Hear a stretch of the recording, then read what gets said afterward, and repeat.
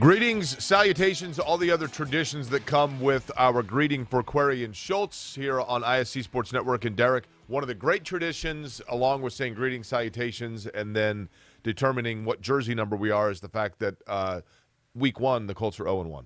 That's great right. Tradition. Yes. A tradition like any other, right? Leaves changing. Unlike any other, whichever pumpkin spice lattes. No, but Colts blowing their first game. Listen, we can't mention leaves changing and pumpkin spice if we had to close the roof and the window because it's too hot. If it's too hot for people to sit and watch the game, then they're not going out and enjoying a pumpkin spice latte. You know, I used to be like you. I was a Lucas Oil Stadium roof truther. And then 2 years ago, I actually went down. I forget which game it was. The roof was open, and I went down into that end zone. Right. Not opposite the window, but the other end zone. So what is that? Is that the north? Is that I'm that never is like the north east, end zone. west, whatever. Like I I'm have pretty no sure idea. it's the north end zone. North end zone, where the sun just beats on you. And it was a fairly nice day. I think it was low 80s. And I was like, you know what? I'm just going to go down there because everybody complains about those seats and they say it's a microwave. Jake, I get it. It was unbearable. First off, there was nobody over there. A lot of people were standing up along that line because they were in the shade.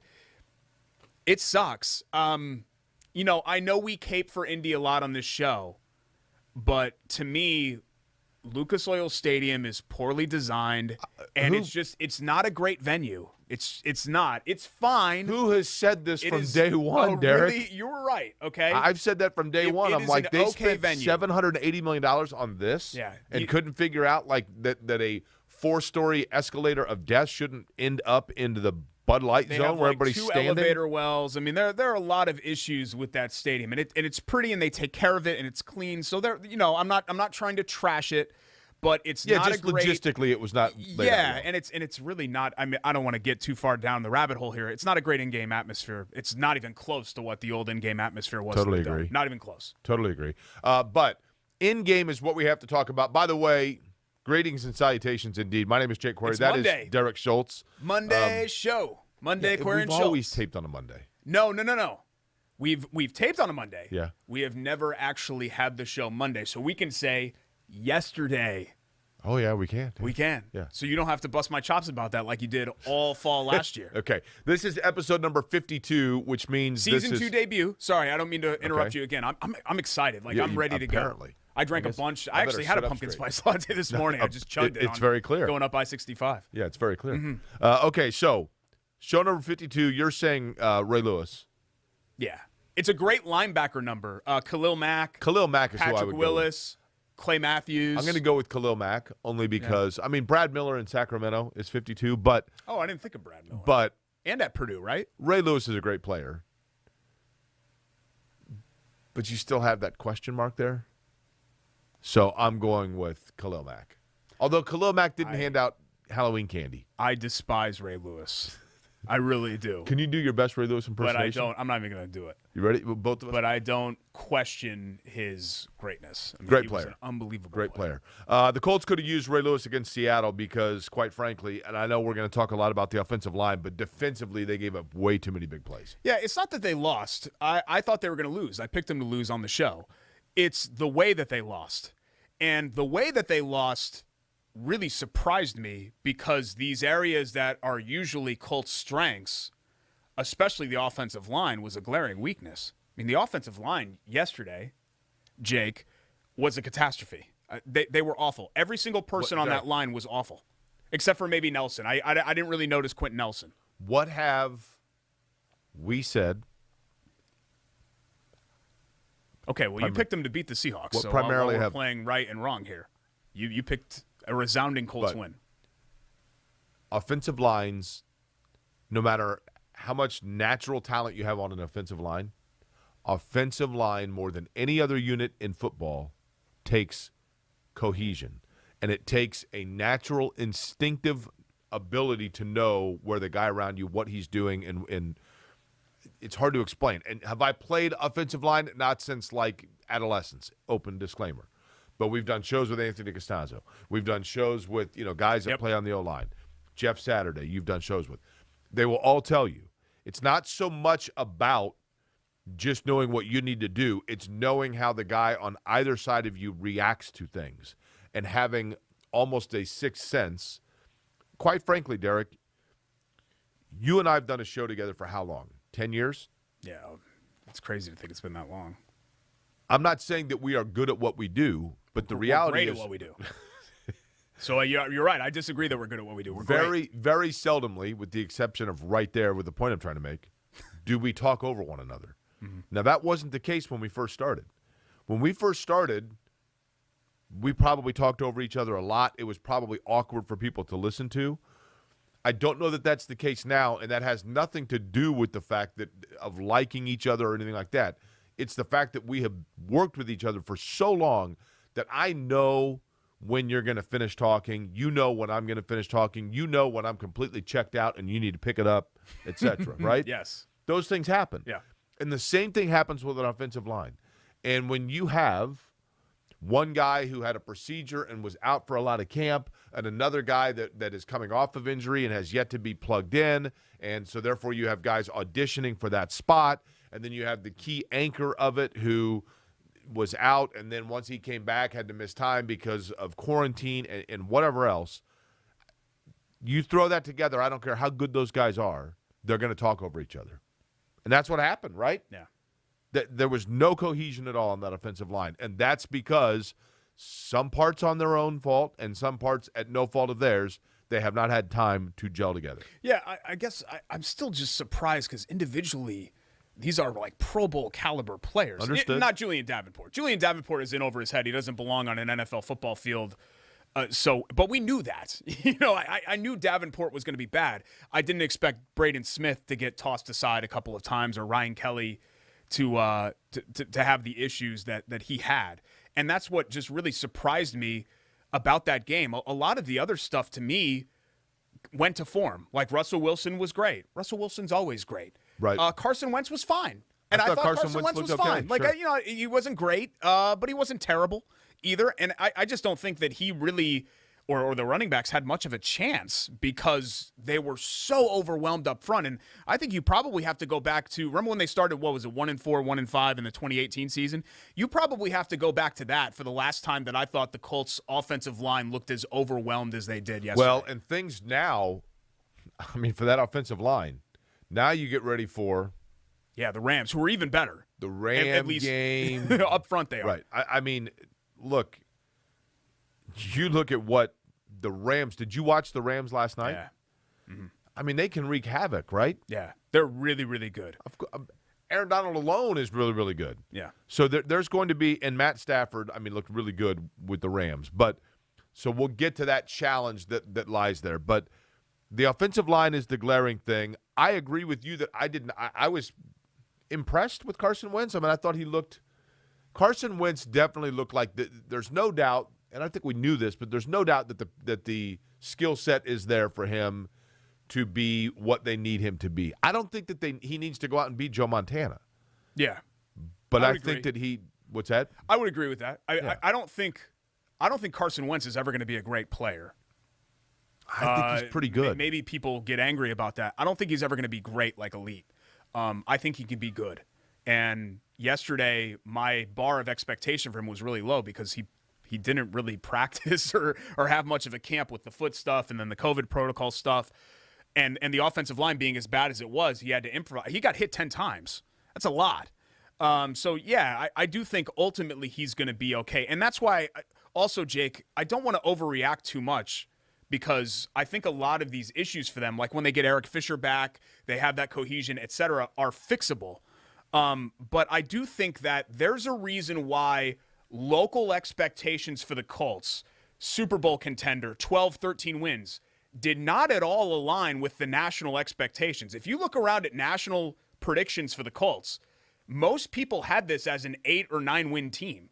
So I think there's a disconnect in what Indianapolis fans thought this team was going to be compared to what everybody else thought. And I just think people need to prepare for that. I'm not saying the season's over or anything like that, but this is much closer to a 9-8 team than it is a 14-3 team. However, Derek, who is now? I want you to not taking week 1 out of it. going into the season, off the top of your head, okay? The worst team in the AFC South is? I thought it was the Texans, but they won yesterday. Again. You said preseason, right? Taking nothing. Okay, I'm sorry. You Yeah. said okay. Yeah, so Right. I'm not taking yesterday into account. Okay, and you're saying Texans. I thought Houston was the worst team. And they won. They're the only one that they won. yeah. So basically what I'm getting at is it's kind of a scrap week, right? Yeah, and the Bills lost. The Packers got absolutely embarrassed. But the important thing here is Jacksonville, who I think we both know Jacksonville's a work in progress, right? But Tennessee is the main what you have to look at, Sure. the benchmark. It's a 2-team division. And they both lost. Yep. So you just delay yourself a week before, okay, now let's And you're right, and I think that's the. So you got kind of a mulligan, is what I'm getting at. Yes, that's the and they have to go at Seattle next week, I think, Tennessee. That's the glass half full approach. But Jake, what do you want this season to be? Is eking out a 9-8 AFC South championship in a really poor division? What fans? I hear you. You know what I mean? What fans so want? that you go to Kansas City and get beat, right? That'd be nice. Right. It'd be nice to have that to finally win the division for the first time since 2014. I'm not saying that that's necessarily a bad thing, but that's not what fans want. They want to see this team take the next step. And if anything, a 9-8 season and beating up on a bad division is a step backwards. When we first started doing this show, you remember years better than I. One of the years when we first started doing the show, the Colts made it to the playoffs and got beat, I think, like in Baltimore. Yeah, the first year. Or second year, sorry, 2012. And we had people that we worked with, a handful of them, who had moved to Indianapolis like in week 16 of the NFL season. Mm-hmm. And we had a remote, and they all showed up wearing. You're thinking of the next year. They're wearing like Colts jerseys, and they're like painting their face blue. And I'm like, you've lived here for 3 weeks. 2013. It was just they weird. won a playoff game. They beat the Chiefs. It was that great comeback at home, and they went to New England the next week. And that was the Andrew Luck pick up the fumble, right? We did the playoff pregame show with Jack Trudeau and Mark Herman. Yep. I think we were at Dave & Buster's. I think that's right. And our boss, who we ended up becoming real close with, and we still keep in touch with, a guy named Rob, had just gotten to town, I think from Connecticut. He was in like Hartford or something with a different radio cluster. And he had like an authentic Dwight Freeney jersey, and I think he had blue streaks in his hair. He went all out. And he had a playoff watch party. And I just remember, I was like, you moved here Wednesday. And you watched the playoff. I had to leave. I had something pop up. I had somewhere to be. Of course. And you watched the game at his house. Like, he had full bar. He had a nice house in Westfield. Full bar, catered, the whole thing. And they were like really into the game. And we're like, how do you even know any of the players? You've been here for 4 days. 2 days, yeah. But I digress. So, and that was kind of one of those teams, right, where they got in, but you knew they weren't going to be there long, right? For sure. Yep. So I get what you're saying, but I guess I'm still relatively bullish on the Colts. I think they can be really good this year. They just got, and it's at their, and if they're not, it's their fault because anything that impeded their progress throughout camp is on them. Yeah. For the most part. Yeah. Because guys weren't able to be around and gel. And again, it's just one game, and we have to keep repeating that. It's just one game. It's just one game. But some of the things that we talked about all camp, oh my God, watch out. Ben Banigou, big season. He was in for 6 snaps yesterday. Right. And that was with Toure out. Oh my God, Paris Campbell, big season, 1 catch yesterday. Darius Leonard. Leonard's issues are Leonard is a really good player, like in space and playmaking. Leonard is not great in coverage. We know that. And that's being nice about it. But still, he had the strip. Like he has the propensity to make a big play even when he's playing poorly. And I don't want to hang it all on Leonard. I thought the defense overall, the stretch of the game where the Colts really had a chance was the third quarter, where they strung together 4 straight stops, but the offense couldn't do anything. They couldn't throw, they couldn't run, they couldn't block, they couldn't snap. I mean, there was nothing that they could do. Derek watched part of the game with his dad, and his dad got really upset, apparently. Yep.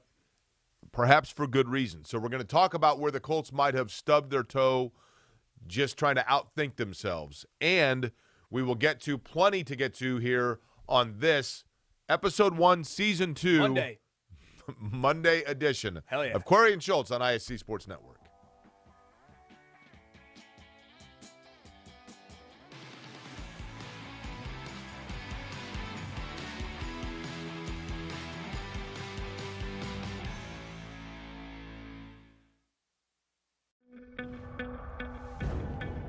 It's here. The moment that will define you.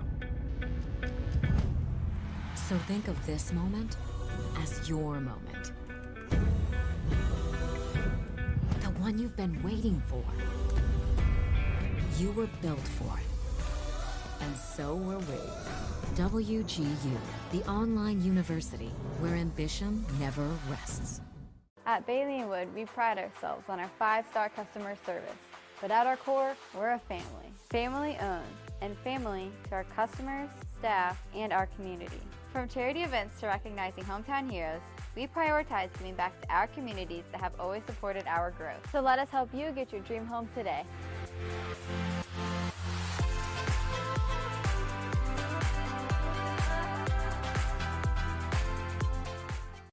Shot at the buzzer. Got it! She got it! Oh my goodness, what a shot! Brady, hello!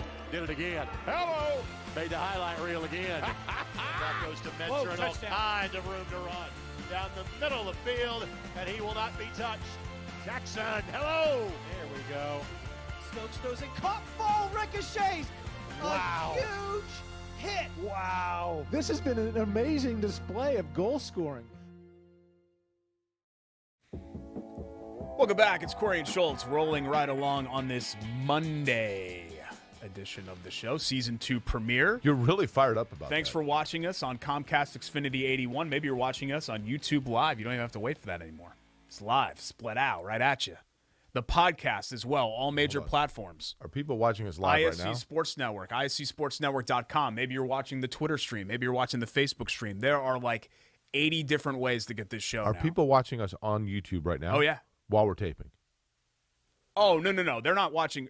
Okay, full disclosure, it is 11:38 a.m. Monday morning right now. Okay. But we are going to present this as a live stream at 7:30 tonight. So it's YouTube Look Live. So it's like 8 p.m. right now while you're talking. Do we want to do it that way? No, don't. You overthink things, and then it turns into something stupid. I don't overthink this. When it comes time, Derek, if you're looking for a new home, and right now the market we know is white hot, right? Mm-hmm. Bailey & Wood Mortgage Lender is the place to go, right? Yeah, 100%. 5-star customer service with our friends at Bailey & Wood Financial Group. BAWFG.com, 855-350-HOME. Whether you're looking to refinance, rates still low. They're not historic lows anymore, but still low. Or you're looking to get pre-approved. And if you're moving to a new house, got to get pre-approval on that. Go ahead and go to BAWFG.com. Aren't you a good snapper? Snapper? Like, Yeah. No, you're not a good don't know. snapper. I thought you were a better snapper than that. can you be good and bad at snapping? It's Yes, snapping. You yes. can be good and bad at whistling, but snapping is just I'm snapping. excellent at both, but snapping I'm particularly good. Like, listen. Okay, you do your snap. It's okay. Sorry, now I'm bumping the microphone. Well, here's the problem. I have very small hands. Now, it's Okay. one of those things that's a little bit of a curse for me. Like, everything else is great. In fact, it's large, like my shoulder muscles and things like that, bis and tris. But my hands, for whatever reason, are just on the smaller edge of the normalcy size scale. And you're saying that limits your snap ability? It does, yeah, because my fingers aren't as long. We could do this. If they zoom in on your finger and I snap, you'll see what happens when we'll do the audio of my snap, which is excellent. And then if you snap your fingers, it'll look like we'll see what it sounds like. Well, if you see actually, if the cameras are zooming in on this finger right now. What is I can't See if tell. they can. That's too small. I can't see. Okay, do a snap real quick. You ready? What are we doing? On the count of 3, we're both going to snap, but we need to zoom in on your little No, hands. don't. Jordan's not going to zoom in. 1, 2. Why'd you do 1, 2? You do 1, 2, 3, and then snap. Okay. You ready? Yeah. 1, 2, 3, snap. Yeah, you can't. Yeah, even mine hear was yours. louder. Your dad got upset yesterday with Frank Reich, right? Yeah, he was mad about the that first drive was great, right? Colts marched right down the field, 16 plays, I think it ended up being, and settled for a 20-yard field goal, and he thought that they should have gone for it there. And I'm almost like I should exclude myself from the conversation, because if it was up to me, Jake, I would go for basically every 4th and 1 or 4th and 2. Like, that's how I am. But late in the game, yeah, late in the game, there was some question as to whether, again, that wasn't. you have to take the points, don't you? Maybe I'm not the person asked. let me explain what I think his rationale was, and you tell me if you agree. His being Frank Reich. Yes. Okay. This is what I think he was thinking. Because I thought that too. I was like, oh, God, you better just take it because you haven't been over here. They hadn't been able to really move the ball at all. I think they had 1 first down in the second half, and they were pretty close. What were they, 19-yard line, 18-yard line, wherever they were? I'd have to go back and look. But they were in the red zone. I think his thinking was, hey, we're not going to get this close again. This has to be the touchdown drive. He knows he needs 2 scores, right? This has to be the touchdown drive here because I think we could get it to the 35 on another drive and set up Blankenship for a 50-something yarder, but I don't think we're going to get this close again. The problem is that those calls are always magnified when the 4th down play is completely blown up. Derek, there are certain – I will agree to this. There are certain plays that look ridiculous if it doesn't work, and you forget about the fact that if it had worked, it's the most brilliant thing ever. Yeah. Well, so the truth is in the middle somewhere, right? Sure. I get what you're saying, but I do think at that point you take the points because you know, hey, look, you know what? We've got – I hear you. You'd rather have – I get the fact you'd rather have the touchdown first. I get it. But when you are within – okay, well, we're going to have to settle for the field goal now, and then we'll come back. I think that was his rationale. But I always try to look at the process and separate the process from the result. Like, was this a good decision? Sometimes it's a good decision with a bad result. You know what I mean? And that's what fans sometimes have to understand. But I don't think that was necessarily a bad decision. It ended up being, of course, a terrible play. Here is this would be my summary of the Colts in week 1, okay? It was not the result people were looking for, and it certainly and people can become very knee-jerk, and I get that. That's part of being a fan. I do it with one team that I follow where, like, every play I get frustrated, and then I'm elated, and I mean, it's Clemson. Like this. Yeah.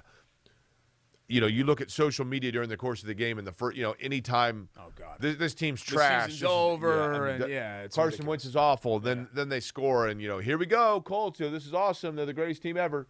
So, having said all of that, football is still a game where it's like looking at a wristwatch if you ever look on the inside of it. There are gears that feed other gears, and it looks very intricate, but when it's all running in sync, then you have everything works. But one gear goes bad, and all of a sudden, everything stops. Mm-hmm. And the Colts, the way that, especially defensively, if they get a pass rush, that's the gear that turns then that your secondary has pressure taken off of them. If you're getting no pass rush and the guy's got all kinds of time in the world, the secondary, all of a sudden the coverage breaks down because you can only keep a guy in check for so long. Yeah. Everything feeds off one another. Yesterday was a day where Part A didn't feed Part B, didn't feed Part C, and it just was a complete collapse. Especially offensively, it started with an offensive line. Defensively, it started probably with lack of pass rush, and then as a result of that, your coverage is terrible, and you're getting beat on long balls. Well, how about this? Here's a great example, and I was thinking about this when we were and we'll pick our IMCU Player of the Week. Who played well yesterday? Like, who are you like, hey, he had a really good game? And you can almost always say that, even after every loss, there's somebody that did something, and I'm looking up and down the Colts offensively and defensively, and I'm like, I don't think Carson Wentz played poorly, but did he play well? In all honesty, I will give – can we go ahead and do it now? If you want to. I guess. My player of the week, player of the game, is Carson Wentz because I just think that there was so much focus and spotlight on him that it would have been understandable if that would – did he go out and set the world afire? No. But I think he showed – if you took somebody who knew nothing about the Indianapolis Colts or the NFL and you said, hey, this quarterback, like there's all kinds of spotlight on him, that person would say, why? He looked okay. He did. I can see why that, he's mobile. It wasn't really his fault more often than not when he was getting pressured, and he got people involved. I think the footprint is clearly there that Carson Wentz is going to be able to play well for them this year. I really think that. And I think he's going to have an exceed expectation season. I may be totally wrong in that. Exceeds sane expectations, because there are some people that have Well, I mean, is like he MVP, Dan Yeah. Orlovsky. I mean, which No. is totally ridiculous. top third quarterback in the NFL?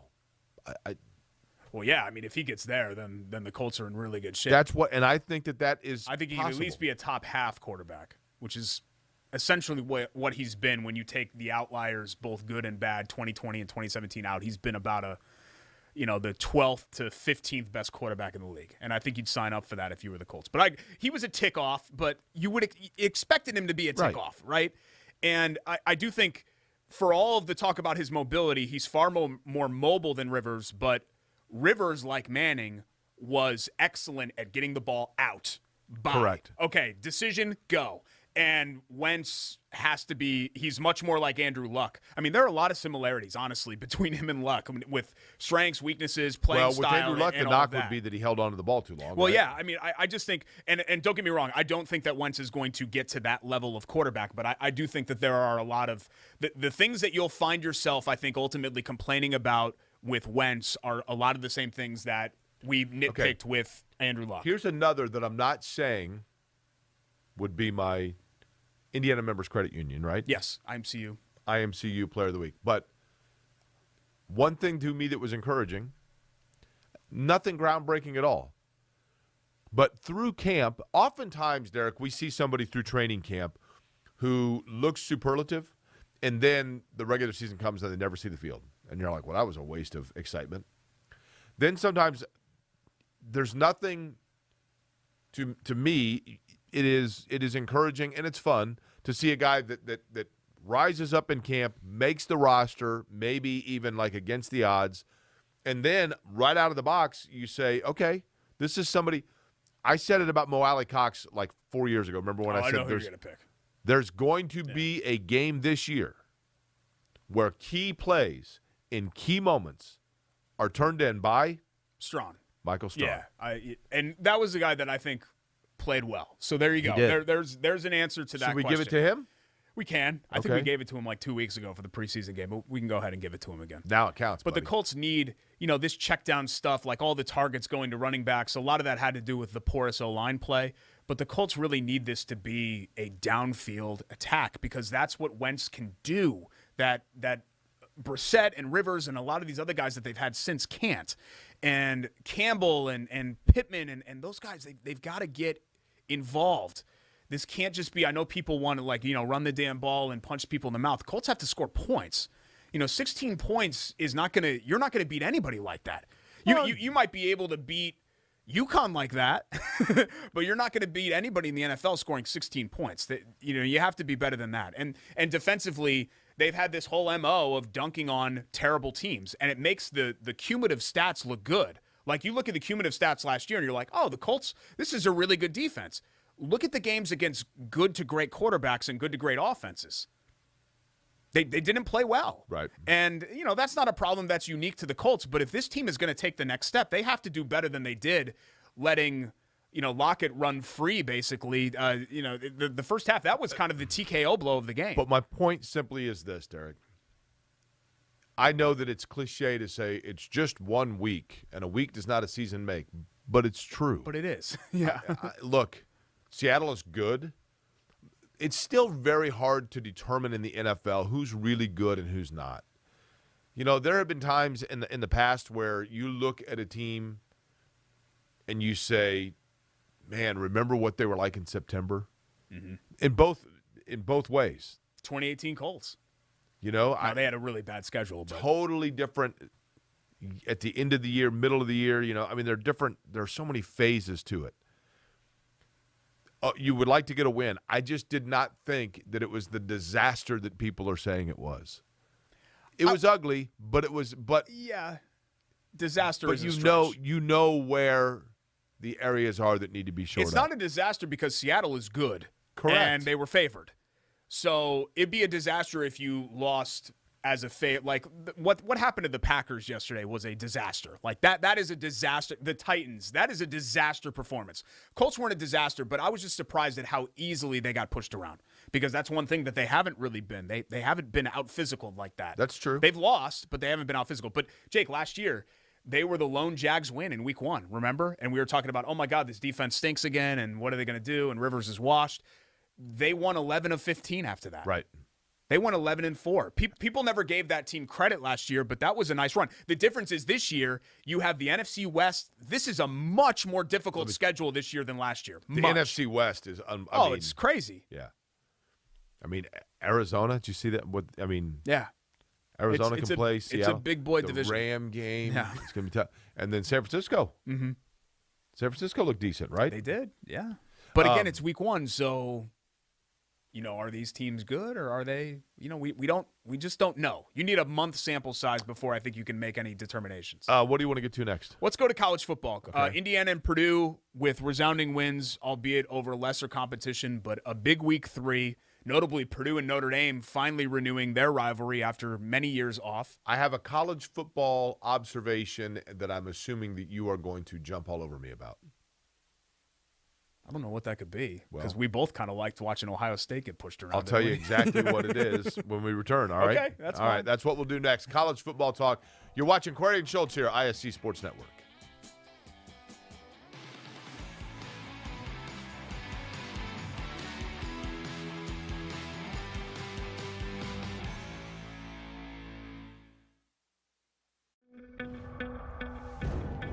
It's here.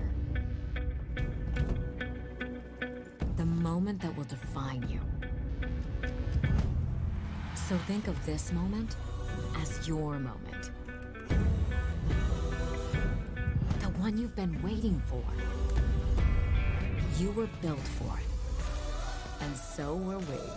WGU, the online university where ambition never rests. Meet Kate. She has a lot to juggle. Family, work, it can lead to trying days and tired nights.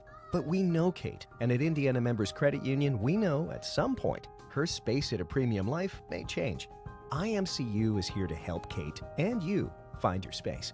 Now, add on or remodel with an introductory rate of 1.9% APR on a home equity line of credit. Today, it's all about Kate. Tomorrow, it's all about you. Because at IMCU, it's you that matters. McCulling in time. Oh, no! It's good. This one is caught. There you go. Wow, Dawson makes a great catch.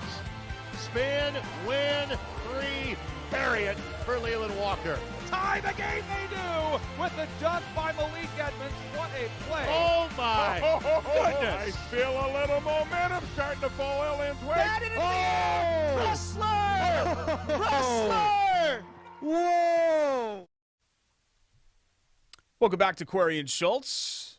Michael Strawn, our Player of the Week, IMCU Player of the Week in the last segment, and that's brought to you by our friends at IMCU, Indiana Members Credit Union, a full-service financial institution offering free checking accounts with e-statements, low auto rates, and more. See what IMCU can do for you at imcu.com. Membership savings Derek, required. can you- Federally insured by NCUA. Can you repeat all of that, but just a little bit slower? I'm a radio guy by trade. Understood. So us radio people, and you've always been kind of a TV guy. You've always been like a lights, camera, By the way, action you'd say we radio people. kind of person. What did I say? Us. No, I think I said it right. Us radio folk. Like you wouldn't say us are ready to go. You'd say we are ready to go. Oh, I guess you're right. Okay, fine. We'll get that in post, Jordan. We radio Derek, people. 3, 2, 1. It's live today. Oh, that's right. Yeah, we can't get it in post. We radio people are used to kind of condensing things because we have time limits, so that's where that speed reading comes from. So tell me real quick for Indiana Members Credit Union, you said checking is? They have it, yes. You said free checking, right? Yeah. I already did the read. Yeah. I know, but can you do it again just this time so that, a little? Free checking accounts. Okay. They come with e-statements, so you can go paperless, which is nice. Yeah, that's because nice. I hate having to shred stuff. Right. I have a shredder at home, and I'm a big personal privacy guy. Low auto rates through Excellent. IMCU, Right. and more. All you have to do is go to imcu.com and see Thank what the more is. Thank you. Mm-hmm. See how easy that was? By the way, we're going to talk a little college football. wish you Speaking wouldn't of college, real condescend quick, me like if that. you have thought about possibly going to college or finishing a degree that is still left on the table, guess what? WGU Indiana is the place for you. WGU.edu/Indiana, because ambition never rests. A wide curriculum. We're talking about Indiana's largest online accredited university. And there are a lot of you I know out there that maybe in your early to mid-20s, life got in the way. You got into the workforce, and you think, man, I'd love to go back to school. WGU, perfect for you. Also, those of you who are saying, you know what, I'd like to go right now and just venture into the world of secondary education, but, you know, I want to make sure that I'm doing it at a cost-feasible or schedule-friendly manner. No problem. WGU, the place for you as well. WGU.edu/Indiana, Indiana's largest online accredited university. Purdue and Indiana, both resounding wins. What did we learn about either, Derek? Or is there one that we learned more about than the other?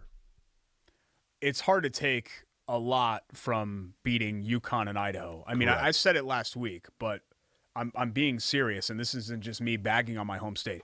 UConn is an historically terrible FBS team.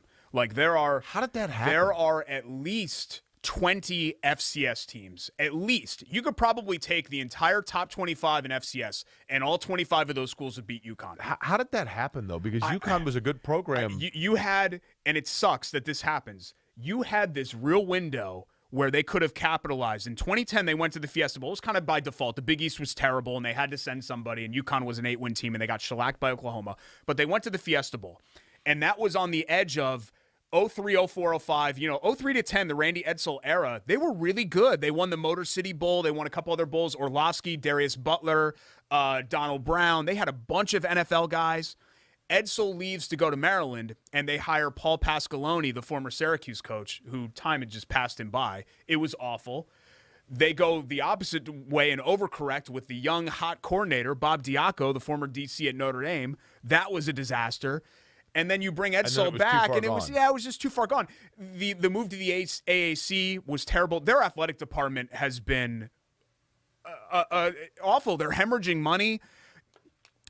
The real loser, a lot of people focus on Cincinnati. The real loser of conference realignment in 2012 was UConn. If they would have found a way to get somehow in the Big 12 or something like that, I think they could have been okay. But because they had to start playing Tulsa and teams like that, they just really suffered. By the way, I came up with this the other day. I'm very proud of this.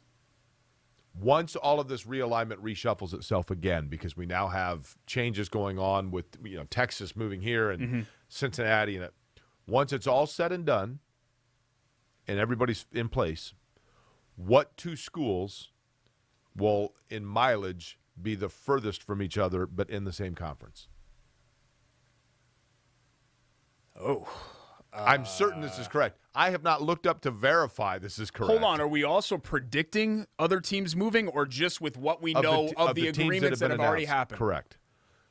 I'm thinking of this, and I'm like, there's no way that I couldn't come up with another match of conference. It's got to be one of the new Big 12 things. South Florida to Colorado. Well, Colorado's in the Pac-12 South Florida's now. not joining it. Right? Central Florida, sorry. Correct. Central Florida to what would be the most like West and North Big 12 school now? Iowa State? Close. Keep going west. You're on the right track. Okay. I have to look up the other member Big 12 BYU. Schools. Oh, okay. So two of the new additions. Like 2,400 miles from each other. I'm thinking that's got to be insane. a fun road trip. Yeah. But, okay, so. Get back to your original question.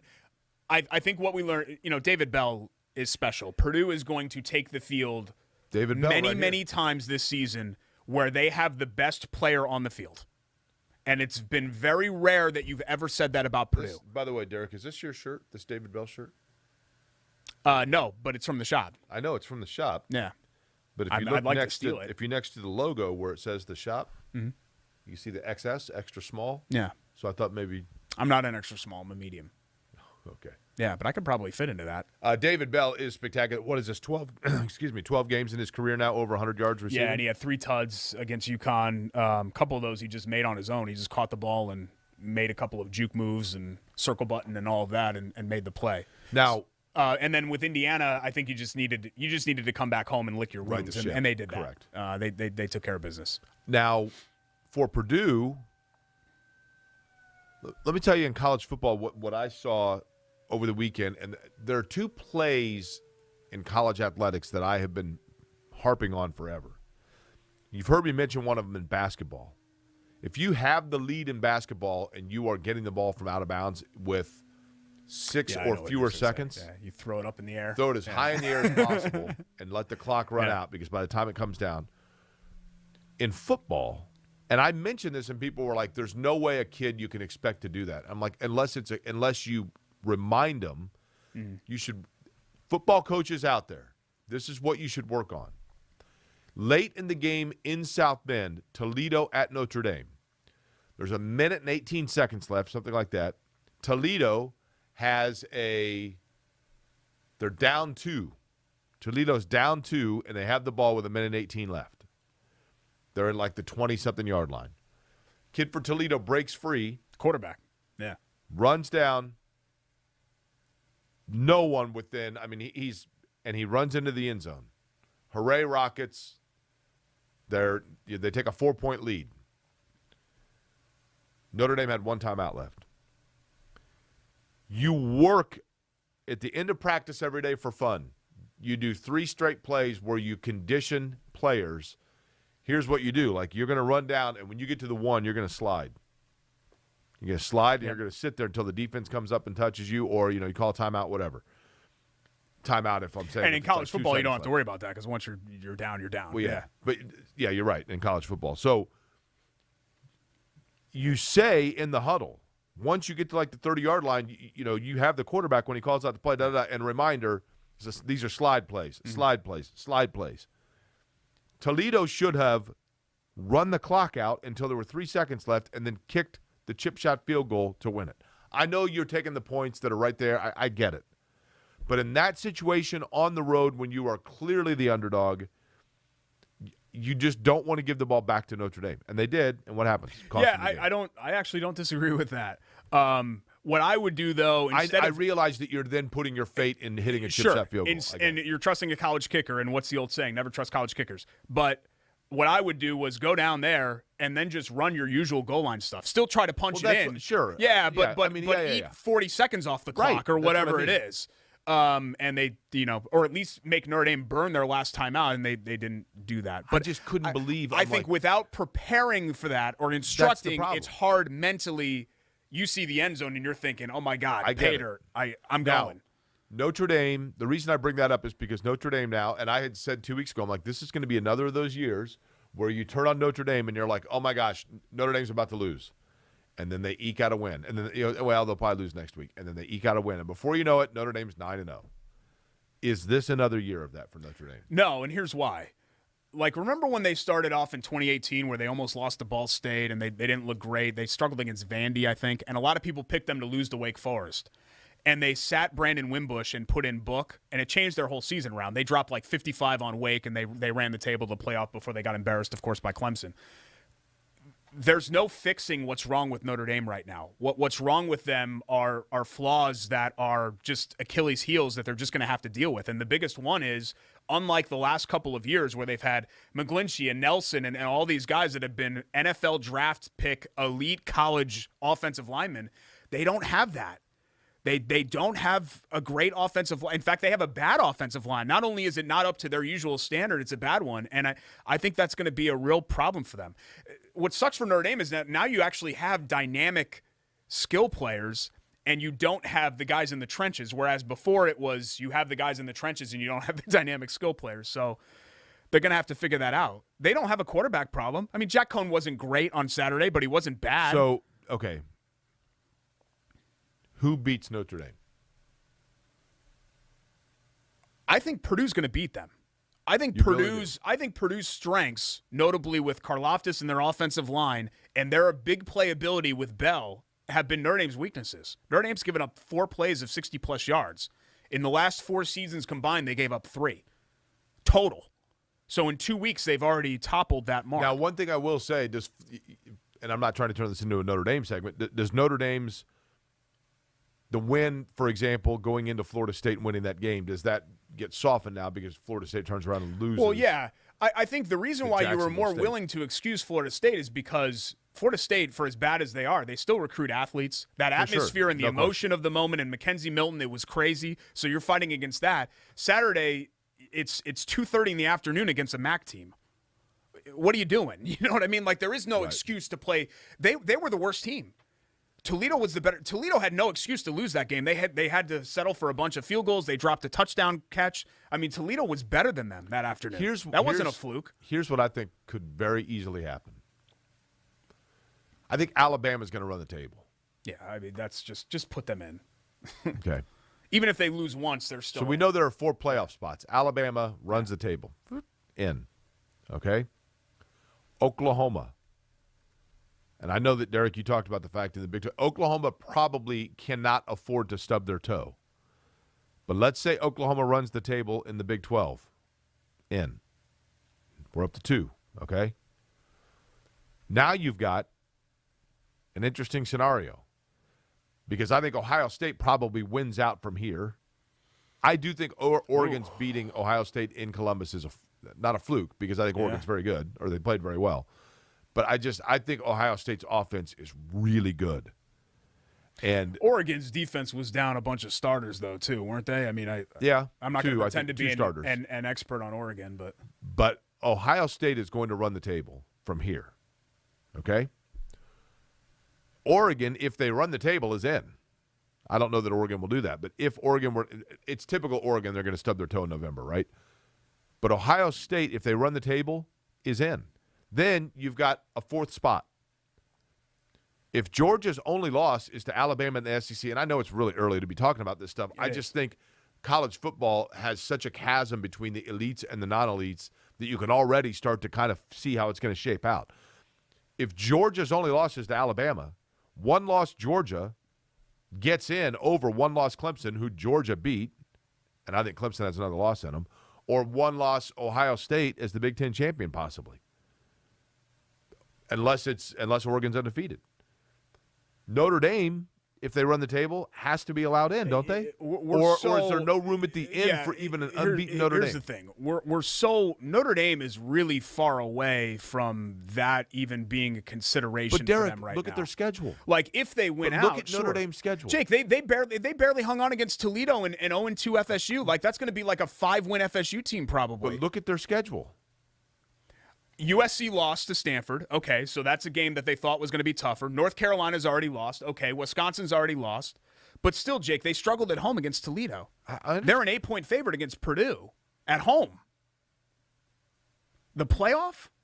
I mean, we're way – Notre Dame's got a lot of stuff to clean up in-house before we even get there. Again, I thought going into the season this was like a 9-3 Camping World Bowl team. I didn't realize they're still wearing. It's not as favorable. Are they the last team still wearing Under Armour, by the way? You know, Notre Dame has a tougher remaining schedule than a lot of the teams that we just mentioned. Oklahoma, Clemson, certainly, and probably even Ohio State.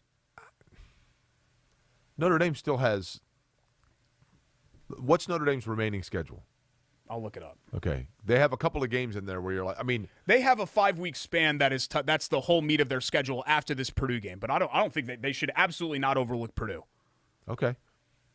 Yeah, Wisconsin, Cincinnati, Virginia Cincinnati's Tech. Good, okay. North Carolina, USC. And then what? Then the pillow we saw finish. Navy, Virginia, Georgia Tech. Who knows what Stanford is? That Stanford win at USC was shocking. They put up 42 on them. They should beat Navy, right? Yeah, Navy's gone way downhill. Yeah. Yeah, and they should beat Georgia Tech's bad, and Stanford is supposed to be bad. You know, can you imagine how good WGU could have a team? Think of think about the number of, like, WGU, if they were to put together a football team, the number of people that are understanding and recognizing what WGU can do for them, that are taking classes across the country, if they're enrolled at WGU or WGU Indiana, think about how good a team they could put together. Yeah, they could. Yeah. Now, the beauty of it is, I mean, you could have better than UConn. 45-year-old guy, right? Yeah, better than UConn. You could go out there and beat UConn. You think so? They're rough, man. Okay. Really, really bad. But Indiana's got an interesting one with Cincinnati because we'll really kind of see where they are. And I think that, look, I don't know if that game Purdue, even if Purdue loses to Notre Dame, this is a complete house money game for them. They're 2-0. Complete house money. People aren't expecting, even Purdue fans aren't expecting them to win. And I think that's when historically Purdue sports have been their most dangerous, when no one is expecting them to do something. Indiana, Cincinnati, to me, I'm almost more curious to see what we learn about Cincinnati, because there's so much, and I think Cincinnati's good. And I know that our buddy Chris loves Cincinnati, rightly so. My buddy Doug Heath loves Cincinnati, rightly so. But is Cincinnati as good as what everybody expects this year they're going to be? We don't know, right? And then they've got Notre Dame, I think, the next week or two weeks after that. Cincinnati does. Right. So we'll learn pretty quickly. But how about Iowa? I mean, Iowa goes to Ames and punches them right in the mouth. This is kind of typical Iowa, is it not? Iowa State always starts slow. Iowa always beats Iowa State. I think that's the thing. Right. They own them. But Iowa typically, how many times have we seen a Kirk Ferentz team that's like 9-0 yeah, Iowa? but Jake, remember a couple years ago they were undefeated in the Big Ten championship game. They had the A.J. Eads team in 2009, 2010 that was really good. They won the Orange Bowl. So they have had really, really good teams. They've been sporadic. Right. But maybe this is one of them. I mean, they're in the right side of the Big Ten, I'll say that. Yeah. Right? Yeah, for sure. They're in the side you want to be on. Yeah. Still upcoming, Biter Bull Schultz, right? Yeah, we have basically all our other features to get to. Which is quick hits, right? Yeah. And then a couple of you're lucky you're on my left because I can't strike quickly with my left. I know we've passed the anniversary was technically on Saturday, but just remembering 9/11 20 years later, I just wanted to at least acknowledge it on the show, so we'll do that coming up too. And I have a comment about that needs to be said. You're not going to get us fired, are you? No. Okay. I've already done that. Because I'm not actually, unlike my radio, which is the biggest mistake I ever made in my life, because they actually fired you and then they had to fire me. I am separated officially, contractually. I think they laid off like 3,000 people, right? Yeah, but they were planning to keep me. Me and Todd were going to be capped. Todd's not there either. Well, Todd got caught up in the second wave, yeah. But me and Todd were going to be capped, and then they decided, oh, wait, there's a contractual loophole. There's nothing we can do. We love Schultz. He's great. He's going to be the face of the station. We have to let him go. And it was because of a contract that I signed in 2011. Okay, well, I kept telling you. Worst mistake of my life. That's right. All right, so other stuff to get to, and we'll do it all next here on Corey and Schultz.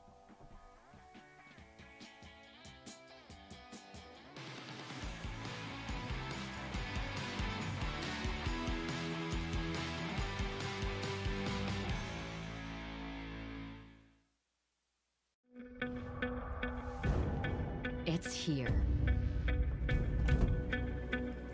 The moment that will define you. So think of this moment as your moment. The one you've been waiting for. You were built for it. And so were we. WGU, the online university where ambition never rests. At Bailey & Wood, we pride ourselves on our 5-star customer service. But at our core, we're a family. Family owned, and family to our customers, staff, and our community. From charity events to recognizing hometown heroes, we prioritize giving back to our communities that have always supported our growth. So let us help you get your dream home today.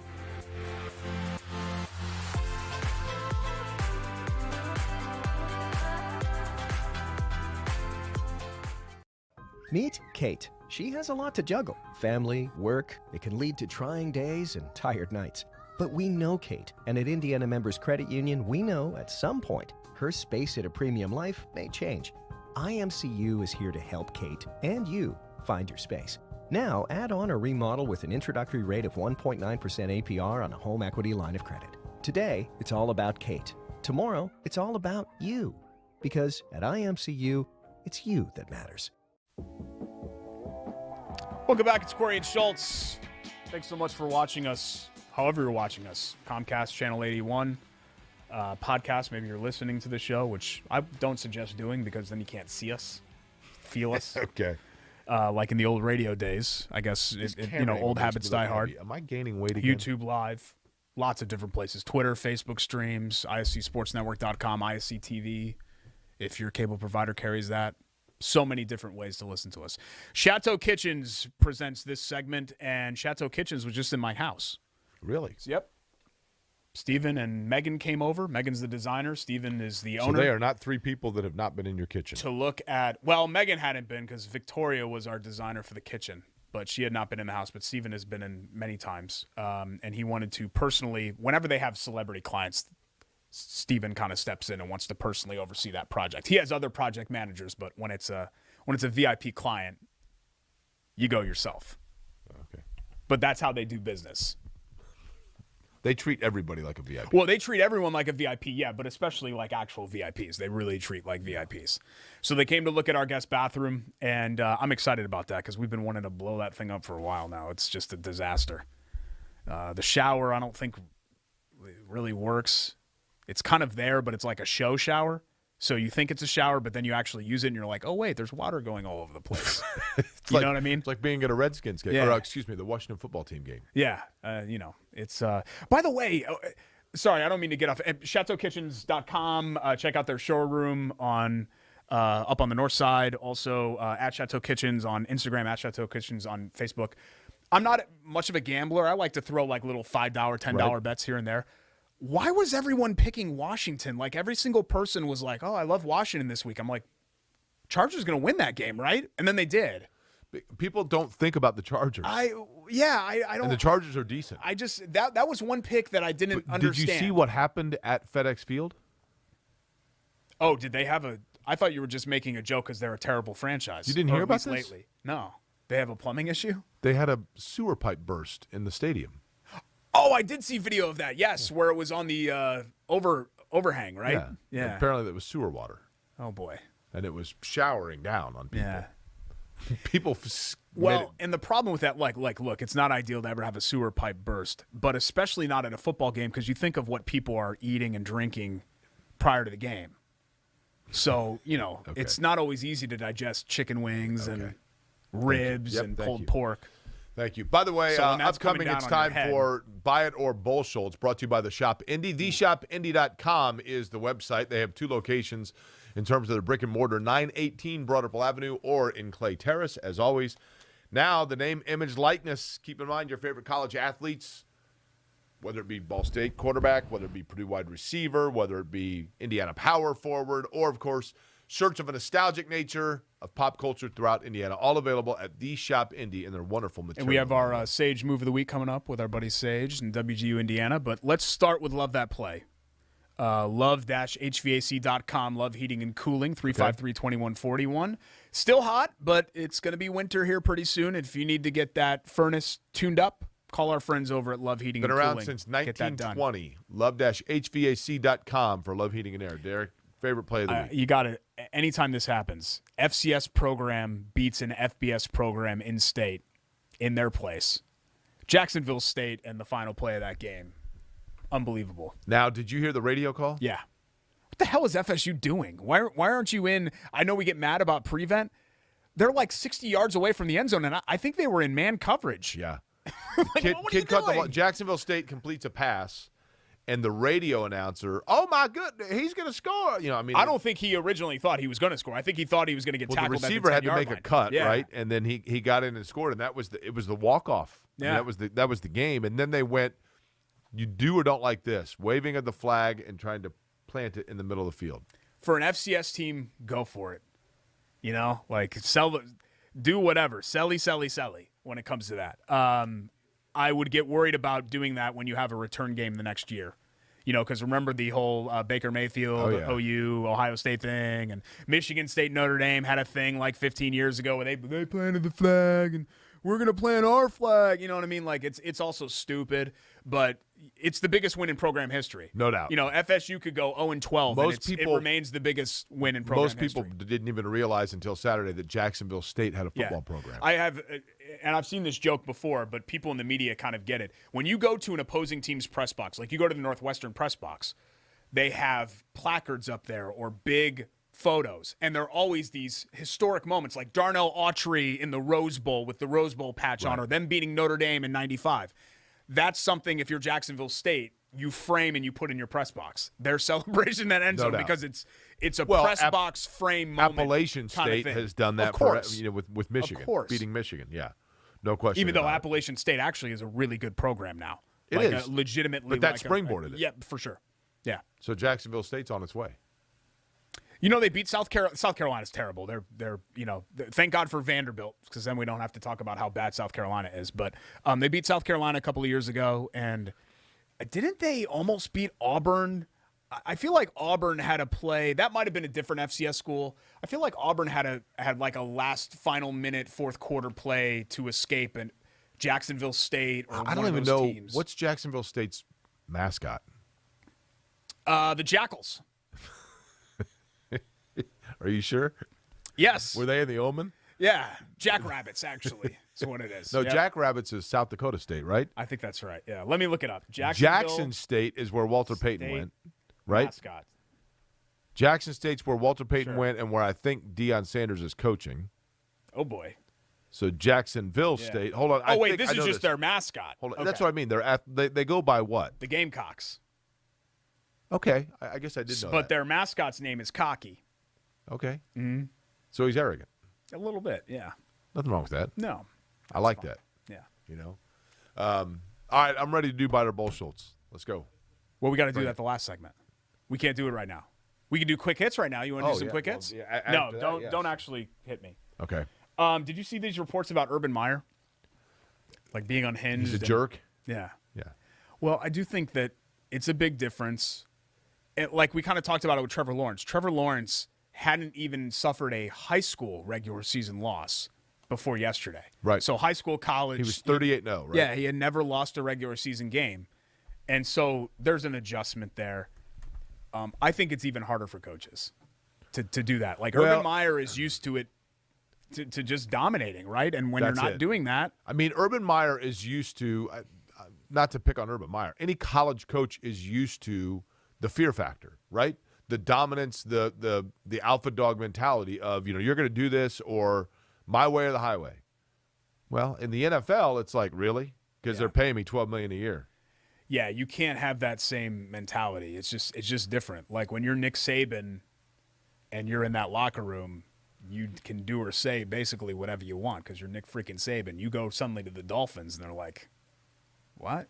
You're not my dad? What are you Right. talking about? Right. And it's a whole different kind of ball game. But Jacksonville really needs that to. They've put a lot of eggs in that Urban Meyer basket. What did you think of Trevor Lawrence? You know what? Honestly, 3 picks. I didn't watch 1 second. 3 picks. I didn't but he watch also 1 had- second. I saw Houston won. I didn't watch any of it. Trevor Lawrence is going to be fine. Trevor Lawrence is going to be a great NFL player. You think and so? there is no doubt in my mind that he's going to be a great NFL player. And I've been wrong before. And I've thought, there have been plenty of guys that I've thought that were going to be really, really good, and they didn't end up being really good. But I think he's going to be a great NFL player. Like, is he going to be Peyton Manning? That's an impossible bar. I don't think he's going to be Peyton Manning, but I think he's going to be a really, really great player. Andrew Luck? Sure. I mean, Andrew Luck was a great player. Could have been better, and we'll never really know. But I'm not going to read too much into all of that with week one and a young player. Both of those teams, Jacksonville and Houston, pound for pound, are going to be 2 of the 5 worst teams in the league this year. Okay. And we know that with Jacksonville. We know that they've got a long way to go. Next hit. I don't think I had another hit besides that. So it was quick hit? Well, I was struggling to come up with another one. Djokovic did not win the U.S. Open. How about that? Yeah. And sorry, I don't know who did, but I know he didn't. So Right. I just It felt was the like final, I felt though. like pointing that out. Denied yeah. him the Grand Slam. Yeah. Alex Palou wins in Portland, 25-point lead heading into the last 2 races of the IndyCar season. Poor IndyCar, because I had kind of mentioned this to you. I had to, and I'm kind of embarrassed to admit this, but at the same time I'm not, because I think I'm like most. You're focused on what's in front of you. I had to look up this morning who won the IndyCar race. It's tough Like, when the it was NFL's just- tough Yeah, to compete like with. I Yep. was just so obsessed with what was happening with the Colts and everything else. That Chiefs-Browns game, the Bears-Rams game. I mean, it was football wall to wall for me. And then I thought of it this morning when we were prepping for the show. I was like, oh, hey. Okay, top of your head I real better quick. check who won the IndyCar There, race. top of your head real quick. The NFL team that nobody talked about that all of a sudden in Week 10 we're going to go, are they good? Because I think they might actually be good. Oh, here's somebody that we wrote off and that we haven't talked about that really impressed was Pittsburgh. We were writing the epitaph for Pittsburgh that, they're done. And that was the most impressive win. Well, besides what the Saints did, the most impressive win of the week. Okay, the team that everybody just assumes is going to be really good, that they're going to slide dramatically this year. I think either the Colts or Titans. Are going to be. I think it's going to be Titans. Are going to take a big step back. Yeah, I think it's going to be the Titans. I think they're going to be worse than they were last year. One of those teams. So we both buy that. Oh, wait a minute. That's the next segment. Yeah. Biter Bull Schultz is next. Oh God, that was quick. Yeah, that's what we do. Are we ready for that? Yeah, that's what it's quick. Okay. Quick hits, Derek. You got to say like on ISC Sports Network. No, Stay tuned and point or something. The dramatic effect there. We'll cut that. Okay, yeah, we'll get that in post. 3, 2, 1. We'll see in a little bit. Okay. I don't know why I waved. We waved at the end. We'll get that in post, too.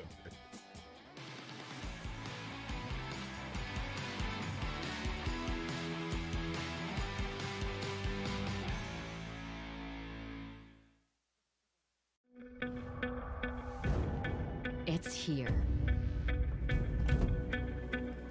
The moment that will define you. So think of this moment as your moment. The one you've been waiting for. You were built for it. And so were we. WGU, the online university where ambition never rests. At Bailey & Wood, we pride ourselves on our 5-star customer service. But at our core, we're a family. Family owned, and family to our customers, staff, and our community. From charity events to recognizing hometown heroes, we prioritize giving back to our communities that have always supported our growth. So let us help you get your dream home today.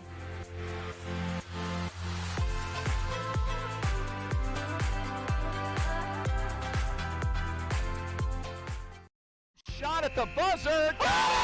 She got it! Oh my goodness, what a shot! Brady, hello! Did it again. Hello! Made the highlight reel again. That goes to Mentor and all kinds of room to run. Down the middle of the field, and he will not be touched. Jackson, hello! There we go. Stokes throws it, caught, ball ricochets. Wow. A huge hit. Wow. This has been an amazing display of goal scoring.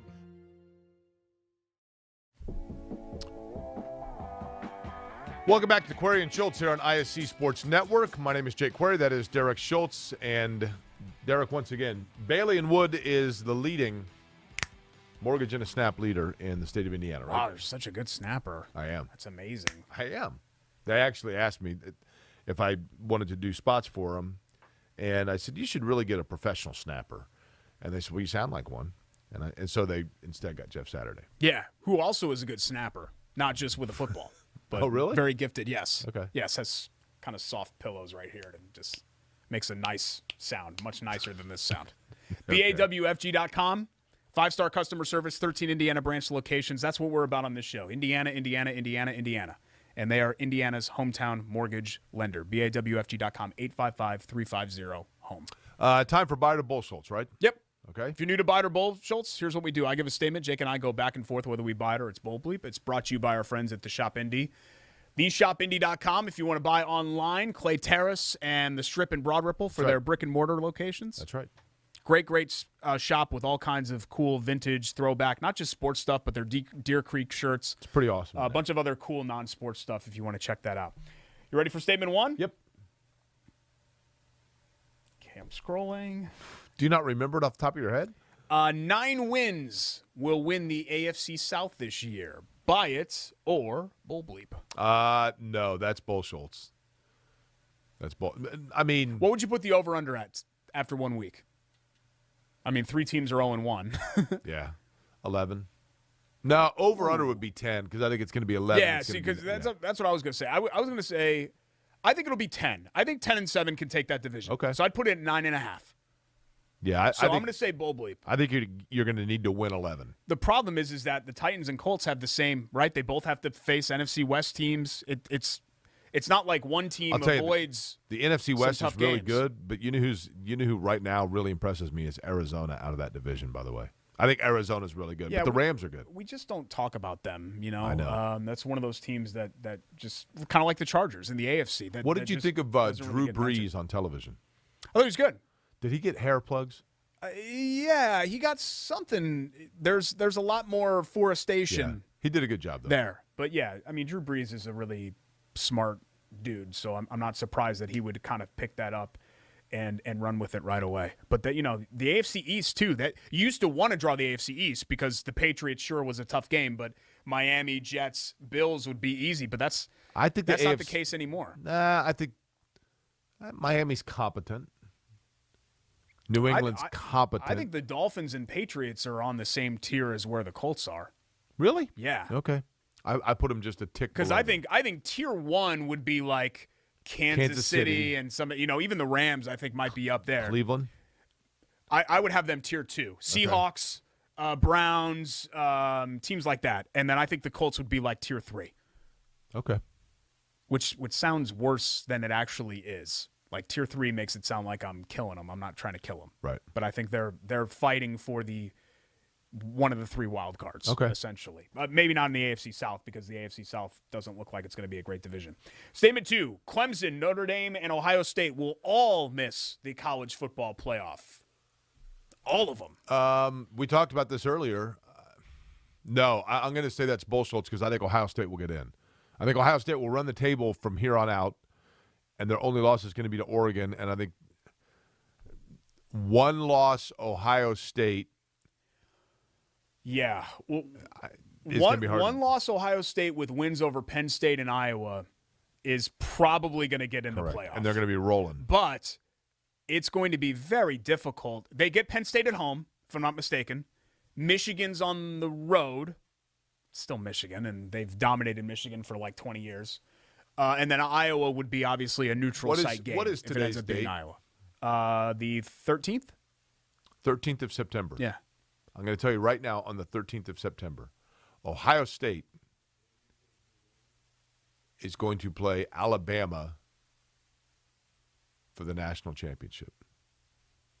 The only challenge there could be that if Ohio State gets in, they're going to be the 4 seed probably. Yeah, again. Depending on if Ohio State goes into the 2-3 game, they're going to play Alabama for the national championship. I would love it, even if it meant that Alabama won both games by like 4 touchdowns. I would just love it if we had like Alabama, Oregon, Iowa, and North Carolina. Yeah, whatever. Yeah, Virginia Tech. Lost. Right. You know what I mean? Like I really feel like I hear you. It's been kind of this VIP club. I hear you. You know what I mean? And no one else is really allowed in. And that's a credit to those programs. I'm not saying that Bama and Clemson and Ohio State they've deserved it every year.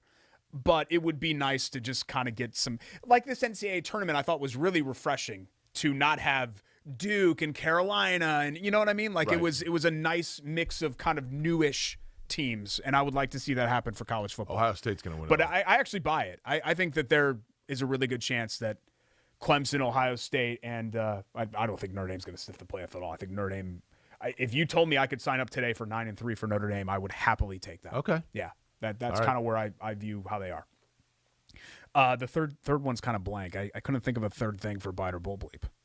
I didn't know if you had. You never contributed anything to the show. I don't want to so make this into Bite or Bull Schultz, but you had mentioned it earlier, so let me just say one thing. September 11th, which was Saturday, obviously, and the 20-year mark of the events that took place in 2001 on September 11th.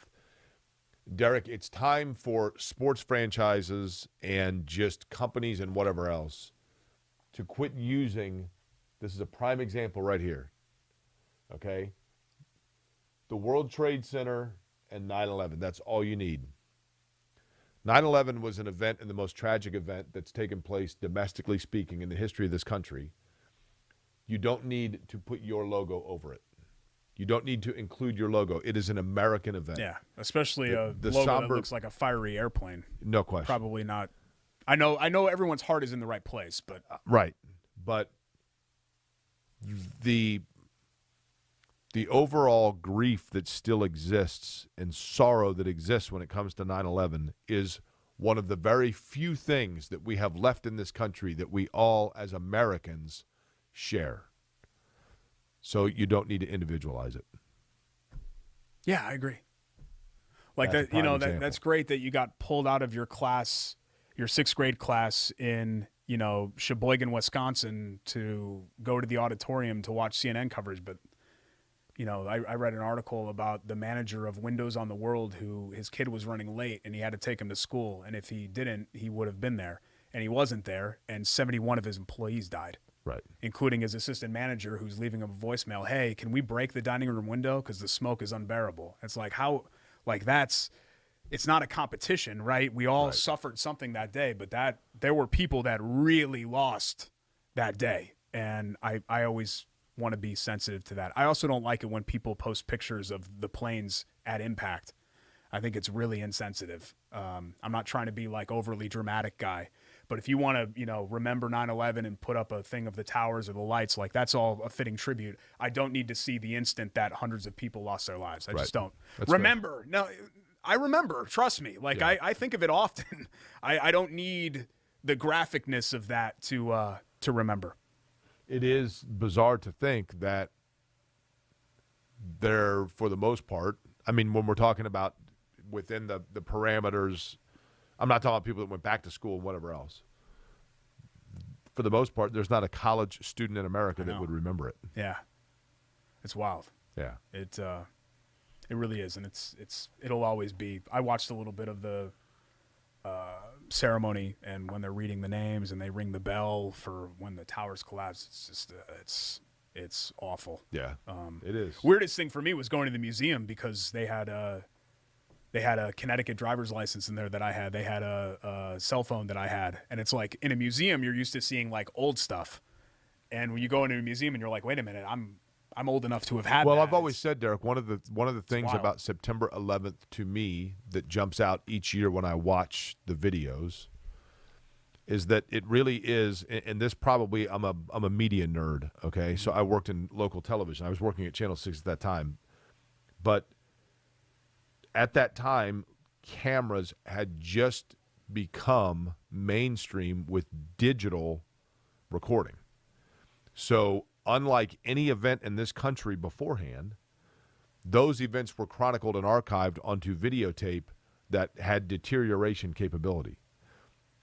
The digital formatting that was almost universally used by the time September 11th of 2001 came around means that video never deteriorates. Yeah. So when you watch video today of the people in the street and looking up at the towers and the blue sky, it is as crystal clear today as it was 20 years ago. Yeah, it only looks dated because of the fashion and all that. The cell phones and the eyeglasses. Yeah. Yep. And the pants, because we played that photo that was from 2 weeks before 9/11 with my mom, and the baggy pants.